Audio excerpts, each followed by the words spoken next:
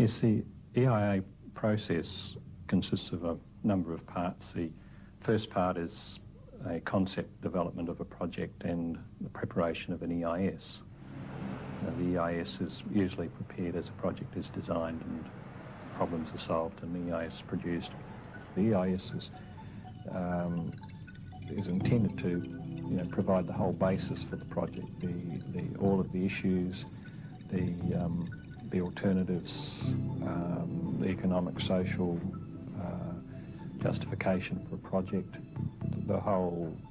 It's meant to tell the community why the project's being built, how it's being built, why it's, what it's for, what it's going to do, what the advantages and the disadvantages of the project are, and what all the impacts, both positive and negative, are.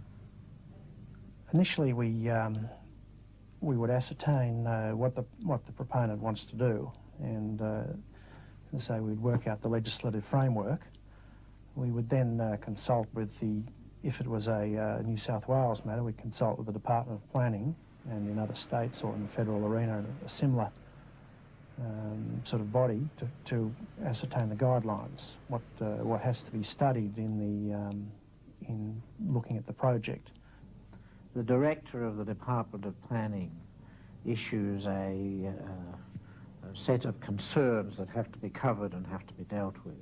Partly that has been built up by experience, partly by sort of a recognition that certain kinds of activities have certain externalities or consequences, so that they say these are the particular items that have to be referred to.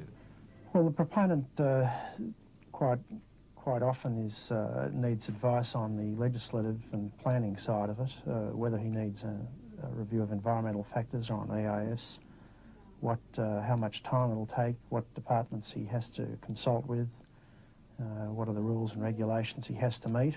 So the primary consultant would look to managing this documentation for him, carrying out the studies, hiring sub-consultants, writing briefs, quality control, making sure the document is in good shape when it goes to the public. A lot of EIS work has to be done to a deadline. It means there's very little time available. We know that ecosystems change a good deal through time. There are seasonal phenomena, there are annual phenomena, there may be floods, there may be recruitment events. If you only have time to go and sample once, then you're most unlikely to be able to pick up the sorts of range of variation, is the way we talk about it, in time. How can we prepare an EIS in less time than it takes to gather scientific evidence? And it really,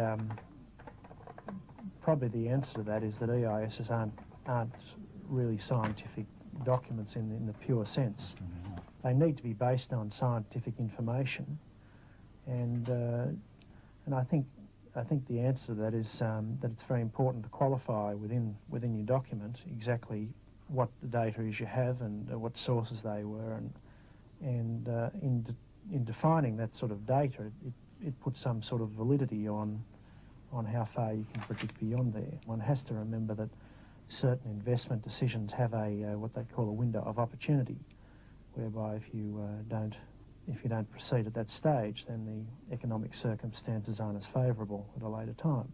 Now, the other problem with environmental impact statements is that there's no requirement for them to do an environmental audit afterwards. That is, the commitments that they have made in their environmental impact statement may not be adhered to.